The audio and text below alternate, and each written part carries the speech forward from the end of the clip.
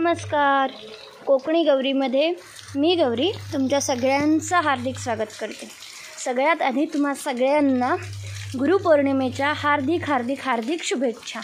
आणि स्वामी आबा तुमच्या सगळ्यांची विघ्न हरोत आणि तुम्हाला दीर्घायुष्य लाभो आणि निरोगी दीर्घायुष्य लाभो ही स्वामी आबांच्या चरणी प्रार्थना.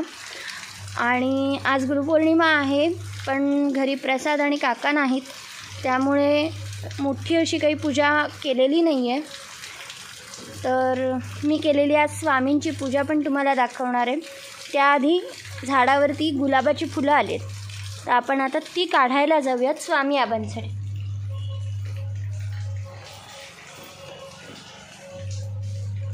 चला, पाऊस असल्याने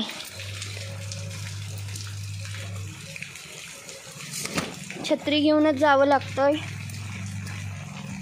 चला आपण काढूयात स्वामी आबांसाठी फुलं.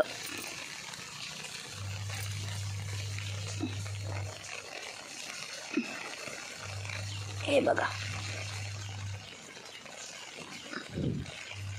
हे असं मस्त छोटंसं गुलाब ह्या झाडावरती आलेलं आहे. हे बघा कसलं भारी वाटतंय ना. मी मागच्या व्हिडिओमध्ये तुम्हाला दाखवलं होतं की माझ्याकडे गुलाबाच्या वेगवेगळ्या रंगाच्या जाती आहेत.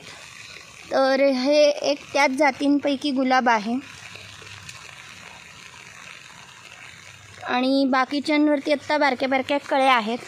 तर चला आता आपण स्वामी आबांना हे गुलाब वाहूयात आणि त्यांच्याकडे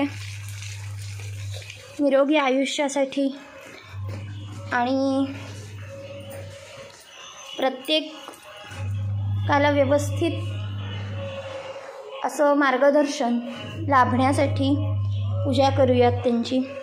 तर आता हे गुलाब आहे, हे मी स्वामी आजोबांना वाहणार आहे आणि त्यांच्याकडे प्रार्थना करणार आहे. तर आज प्रसाद नसल्यामुळे काहीच झालं नाही आहे किंवा कुठे बाहेरही जाता आलं नाही आहे आम्हाला, त्यामुळे घरात असलेली ही अशोकाची फुलं आणि या तुळशीच्या दीक्षी ह्यांनी असं आम्ही आज स्वामी आबांची ही पूजा केलेली आहे.